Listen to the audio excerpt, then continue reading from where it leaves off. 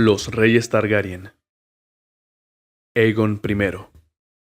El rey Aegon, el primero de su nombre, conquistó los 7 reinos a la edad de 27 años, pero después tuvo que enfrentarse al desafío de gobernarlos.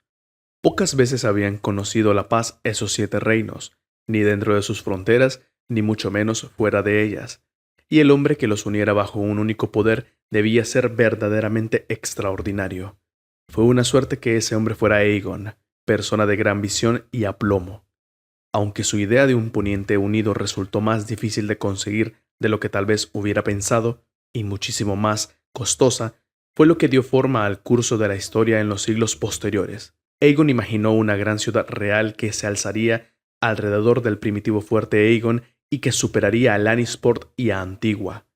En sus inicios, Desembarco del Rey era un lodazal hediondo y abarrotado, pero rebosaba de actividad. El pueblo llano rezaba en un septo improvisado a partir del casco de una coca en el Aguas Negras, y pronto se levantó uno más grande en la colina de Visenya, financiado por el Septum Supremo. Más tarde, se erigió el septo de la conmemoración en honor a Rhaenys, en su colina. Donde antes solo se veían embarcaciones de pesca, empezaron a aparecer cocas y galeras de Antigua, Lannisport, las ciudades libres e incluso las islas del verano, a medida que el flujo del comercio se desplazaba del Valle Oscuro y Poza de la Doncella a Desembarco del Rey. Fuerte Aegon también creció, sobrepasó los límites de la primera empalizada y se extendió por la colina alta de Aegon. Se levantó una nueva fortificación de madera con muros de 20 varas de altura que se mantuvo en pie hasta el 35 después de la conquista, cuando Aegon la derribó para construir la Fortaleza Roja, un castillo digno de los Targaryen y sus herederos.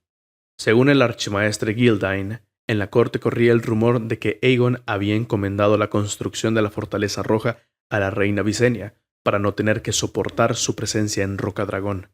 En los últimos años, su relación, que nunca fue afectuosa, se volvió mucho más distante. En el año 10 después de la conquista, Desembarco del Rey se había convertido en una auténtica ciudad, y para el año 25 después de la conquista ya había superado a Puerto Blanco y Puerto Gaviota y era la tercera más grande del reino. Sin embargo, casi siempre fue una ciudad sin murallas. Tal vez Aegon y sus hermanas pensaron que nadie se atrevería a asaltar una ciudad en la que había dragones, pero en el 19 después de la conquista llegaron noticias de una flota pirata que había saqueado árboles altos en las islas del verano y había tomado muchos esclavos y una fortuna en riquezas. Consciente de que ni Visenya ni él estaban siempre en Desembarco del Rey, Aegon ordenó por fin que se levantase una muralla. El gran maestre Gawain y la mano, Ser Osmond Strong, estuvieron a cargo del proyecto. Aegon ordenó que dejaran espacio para que la ciudad se expandiera dentro de los muros y que en honor de los 7 erigieran 7 grandes torres de entrada que defendieran 7 puertas. La construcción comenzó al año siguiente y se completó en el 26 después de la conquista. A medida que prosperaba la ciudad, también prosperaba el reino. En parte se debió a los esfuerzos del conquistador por ganarse el respeto de los súbditos, para lo cual contó a menudo con la ayuda de la reina Rhaenys mientras vivió, siempre preocupada por el pueblo llano. Rhaenys también fue mecenas de bardos y cantores, una pérdida de tiempo, según su hermana, la reina Visenya, pero esos bardos compusieron odas que elogiaban a los Targaryen y que llevaron por todo el reino, y las canciones que incluían mentiras descaradas que ensalzaban la gloria de Aegon y sus hermanas no molestaban a la reina, pero a los maestres sí. La reina también realizó una gran labor para mantener unificado el reino mediante los matrimonios que concertó entre casas distantes. Por eso, la muerte de Rhaenys en Dorne en el año 10 después de la conquista y el estallido de ira que conllevó afectaron a la mayor parte del reino, que tanto había amado a su bella y benévola reina. Pese a que fue un reinado en general glorioso, la primera guerra dorniense constituyó la gran derrota de Aegon. El conflicto comenzó con ímpetu en el 4 después de la conquista y terminó en el 13 después de la conquista, tras años de calamidades y sangre derramada. Muchas fueron las desgracias que acarreó: la muerte de Rhaenys, el periodo de la ira del dragón, la masacre de señores, los intentos de asesinato en Desembarco del Rey y hasta en la Fortaleza Roja. Fueron tiempos nefastos. Pero de aquellos males nació algo loable: la hermandad juramentada de la Guardia Real. Cuando Aegon y Visenya pusieron precio a la cabeza de los señores de Dorne, Muchos fueron ajusticiados y los dornienses, en represalia, contrataron asesinos y mercenarios. En el 10 después de la conquista, Aegon y Viseria fueron atacados en las calles de desembarco del rey, y de no haber sido por Visenya y Hermana Oscura, puede que el rey no hubiera sobrevivido. Con todo, Aegon seguía creyendo que sus guardias eran defensa más que suficiente. Visenya lo convenció de lo contrario. Está escrito que, cuando Aegon señaló a sus guardias, Visenya desenvainó a Hermana Oscura y le hizo un corte en la mejilla antes de que estos pudieran reaccionar. «Tus guardias son lentos y perezosos», cuentan que dijo, y el rey se vio obligado a darle la razón. Fue Visenya y no Aegon quien decidió la naturaleza de la Guardia Real, 7 campeones para el Señor de los 7 Reinos, todos caballeros. Ella misma escribió los votos tomando como modelo los de la Guardia de la Noche, para que los caballeros renunciaran a todo salvo al deber hacia el rey. Cuando Aegon propuso celebrar un gran torneo para elegir a los primeros integrantes de la Guardia Real, Visenya lo disuadió. Para protegerlo, no solo se necesitaba habilidad con las armas, sino también una lealtad inquebrantable. El rey le encargó a la labor de seleccionar a los primeros miembros de la orden, y la historia demuestra que obró con sabiduría. 2 de ellos murieron en su defensa, y todos los sirvieron con honor hasta el fin de sus días.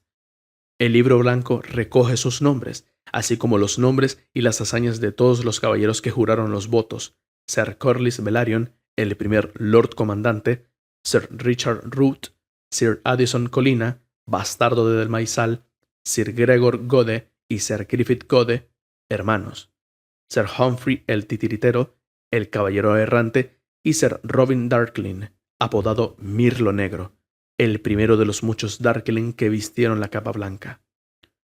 Mientras ocupaba el trono de hierro durante uno de los viajes del rey, Rhaenys instauró la regla de los 6, ahora ley, tras recibir una petición de los hermanos de una mujer a la que su marido había matado a golpes cuando la encontró con otro. El marido se defendió alegando que un hombre tenía derecho a castigar a una esposa adúltera, y era cierto, aunque en Dorne las cosas funcionan de otra manera, siempre que no utilizase una vara más gruesa que el pulgar. De acuerdo con los hermanos de la difunta, le había dado 100 azotes, cosa que el marido no negó. Tras deliberar con maestres y septones, Rhaenys declaró que, mientras los dioses dictasen que las mujeres debían ser solícitas con sus maridos y por tanto recibir una paliza como castigo legítimo, solo podrían propinarse 6 golpes, uno por cada uno de los 7, salvo el desconocido, que era la muerte. Por tanto, decretó que 94 de los golpes habían sido ilícitos y los hermanos de la mujer fallecida podían devolvérselos. Aegon el Conquistador no tardó en nombrar consejeros, que en los tiempos de Jaehaerys I se constituirían en el Consejo Privado.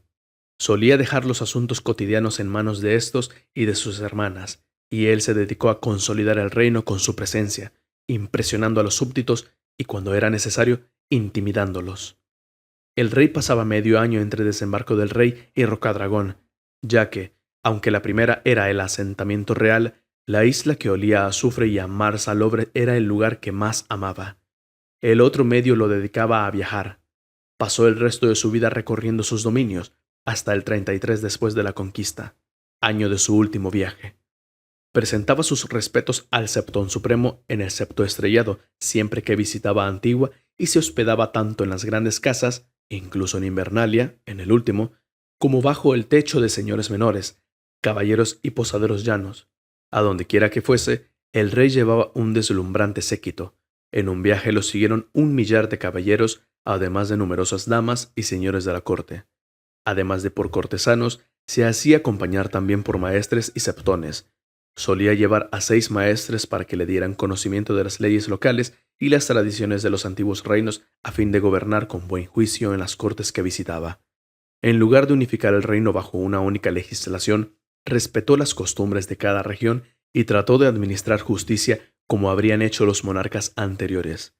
Más tarde, otro rey se encargaría de unificar todas las leyes del reino. Desde el final de la Primera Guerra Dorniense hasta la muerte de Aegon, en el 37 después de la conquista, el reino vivió en paz y el rey gobernó con sabiduría y tolerancia. Gracias a sus 2 esposas, dio al reino un heredero y otro de repuesto. El mayor, el príncipe Aenys, hijo de Rhaenys, muerta tiempo atrás, y el menor, el príncipe Maegor, hijo de Visenya. Aegon murió donde había nacido, en su querida Roca Dragón. Las crónicas coinciden en que se encontraba en la cámara de la Mesa Pintada, contando relatos de sus conquistas a sus nietos Aegon y Viserys, cuando se le quebró el habla y perdió el sentido. Según los maestres, fue un infarto, una muerte rápida y pacífica. Lo incineraron en el patio de la ciudadela de Rocadragón, como era costumbre entre los Targaryen, y antes de ellos, entre los Valirios. Aenys, heredero al trono de hierro y los 7 reinos, estaba en Alto Jardín cuando supo de la muerte de su padre y voló raudo en su dragón para recibir la corona. No obstante, el trono se mostró mucho menos dócil para los que sucedieron al conquistador.